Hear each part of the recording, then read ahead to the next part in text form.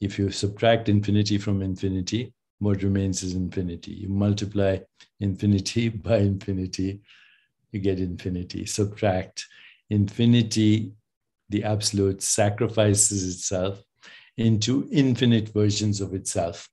And they're all equally real or all equally unreal. But embedding yourself in this mystery is nothing other than a source of joy and love.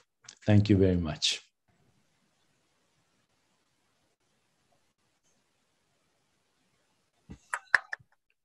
Thank you so much. Sorry about the computer glitch there. I'm sure you saw some of your own work there. Indeed. Thank you so much. It's always a great honor involving you, all of your massive wisdom and decades of experience. We have time for questions. So if you're game for them, I say we open up the mic and see what people want to know. What do you say? Sure, anytime. All right. Let's raise hands, which you can do by clicking the reactions button on your screen if you don't know where the raise hand button is. And we'll just go down the list here. So Kirk, it looks like you're up first. Excellent. Deepak, greetings from Encinitas, California. As you've aged in clock time, how have you changed your view as you're getting closer to, the ultimate exit out of our current reality? So, in the tradition I come from, and I didn't think I was a traditionalist, but I am.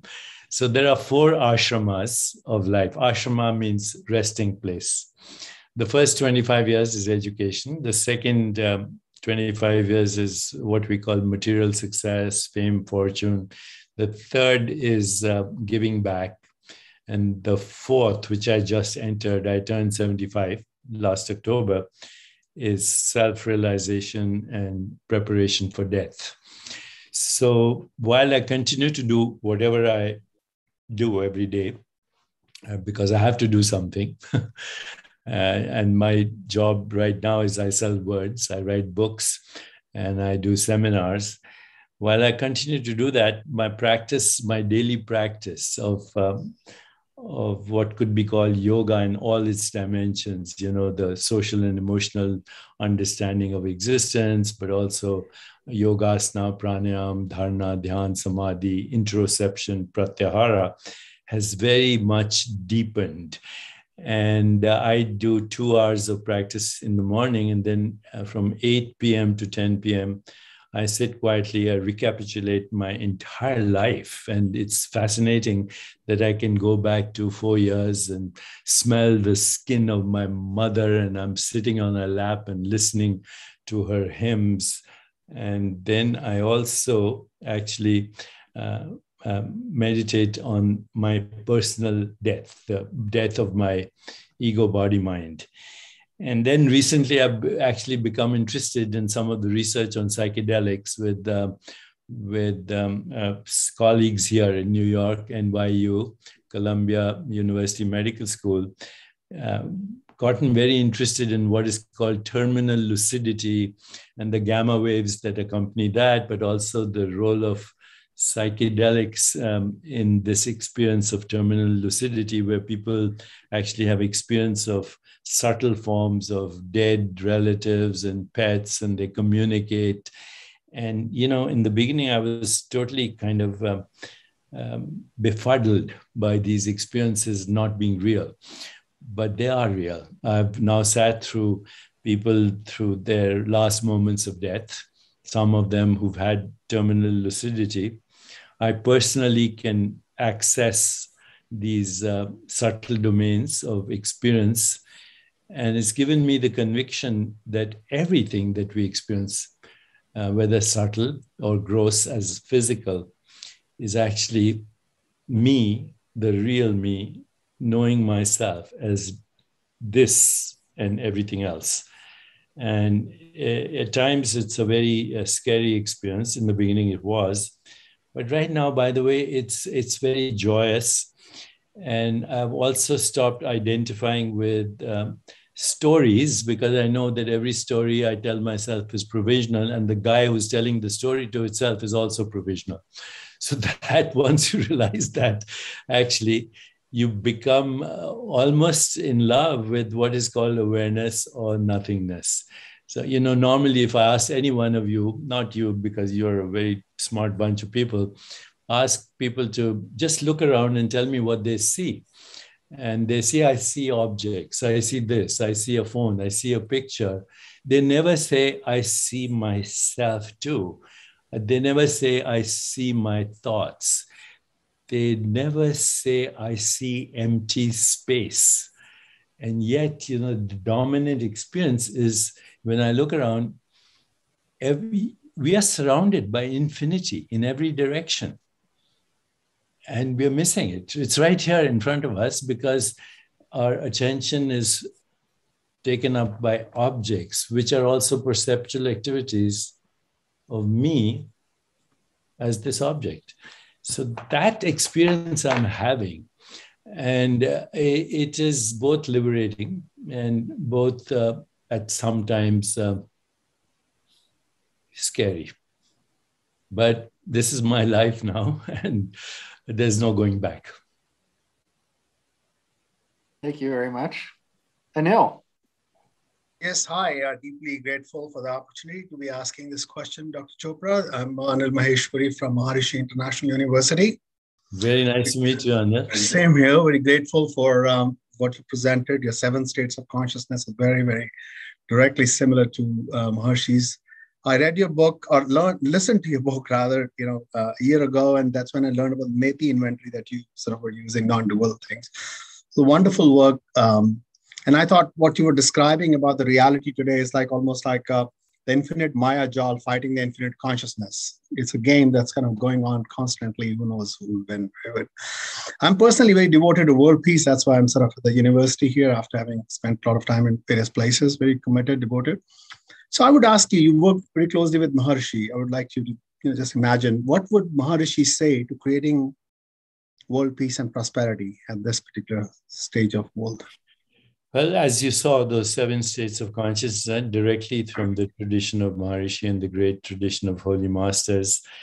And I think Maharishi was very clear that if there was a critical mass of people living in peace consciousness, that there would be peace if there was a critical mass. We used to call it the Maharishi effect. I'm sure we still call it that. And I do think that right now, if you look at the world, climate change, pandemics, mass migrations, war, terrorism, eco-destruction, extinction of species, total destruction of the microbiome, the planetary microbiome. At this moment, actually, if you look at the science, which I have, climate change is reversible. And so is 95% of illness that we call genetic is actually, if you really look at illness, less than 5% of disease-related gene mutations are fully penetrant. 95% are basically lifestyle and how we use consciousness and express it in thoughts, words, speech, behavior, and relationships. So right now what we're seeing is a totally dysfunctional world. And if you look at, if you think of, the cosmic cycle in 24 hours, we are less than a minute away from mass extinction. And this is because of the divided mind right now, this fearful, divided mind. And if we want a more peaceful, just, sustainable, healthier, and joyful world, then each of us has to be that presence of ahimsa. When you look at the yamas and the niyamas, the first is ahimsa. And Patanjali says very clearly that when we are perfectly established in peace consciousness, all beings around us cease to feel hostility, not by what we say, not by what we do, but just by our presence. We need that critical mass of ahimsa, and the world will be transformed into a more peaceful, just, sustainable, healthier, and joyful world, because it all comes from the presence of fundamental peace that already exists behind the dark alleys and the ghost-filled attics of our mind is only peace. We've just overshadowed it through our conditioning, through thousands of years of division, and we have now become the predators on this planet. I think there's hope, but the choice is ours. Some of the words we use are so divisive anyway. Language is a very important part of our communication, and language is not considered a spiritual practice in the West. But as you know, language is Saraswati, and she's a goddess. And how we use language actually determines our perception. So even the word environment and climate change is an alienating word. There's me and there's the universe. When in reality, trees are our lungs. If trees didn't breathe, we wouldn't breathe. And we didn't breathe, the trees wouldn't be breathing. You put an animal in a vacuum, it dies. You put a plant in a vacuum, it dies. You put them both together, they thrive. So this air is our breath. We're trying to divide it up. My air or my air traffic, and COVID-19 has just shown us that there's no dividing up the air. The air is our breath. Waters and rivers are our circulation. The earth is recycling as our body, and the stars give us the atoms. So why do we call that the world? That's our extended body. We have a personal body. We have a universal body, and they're both equally ours. When we use the right language, aham brahmasmi, tattvamasi, that itself changes our perception. Right now, everything we know, technology, we can reverse climate change. Who's doing it? Because they're not in love. They're not in love with their own body and their own biosphere, which is their body. Right.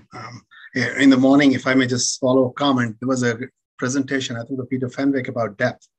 I think we were talking a lot of this dysfunctional behavior of acquisition is going on because people are fearing death. If, he was saying if people are educated about death and don't worry, I don't think so much chaos will be going on. Yeah, I would invite you to actually, Bob Thurman, Tibet House, is doing a whole week on death and the mystery of death, which is as big as the mystery of birth. And I would invite all of you to check out Tibet House and their offering on death that is happening right now. In fact, if you go on my social media, there's a reference to it. But ultimately, all fear is the fear of death, which is the fear of the unknown. And again, going back to Krishnamurti, he said, it's not the unknown that we should fear, it's the known that we should fear, which is that the prison of our past conditioning. The unknown right now, everything is unknown. This moment and everything follows. And if we embrace the unknown and that field of infinite possibilities, and we fall in love with the unknown, which is dimensionless, then we are free to create our own experiences in dimensionality. And that's what the ultimate metaverse will be. All these lokas that the Vedic tradition talks about, but the traditions talk about lokas and bardos and infinite dimensions, it seems they're real. I mean, the more we understand theoretically the world of manifestation, consciousness being infinite can manifest infinite dimensions. There's no problem over there. The Yoga Vasishta also says, just as movement is inherent in air, manifestation is inherent in consciousness. Thank you. All right, thank you. And that's where we call it, I have to say, right up to the minute. Total pro there. Thank you so much, Deepak. It's an honor to have you. Thank you, Jeffrey.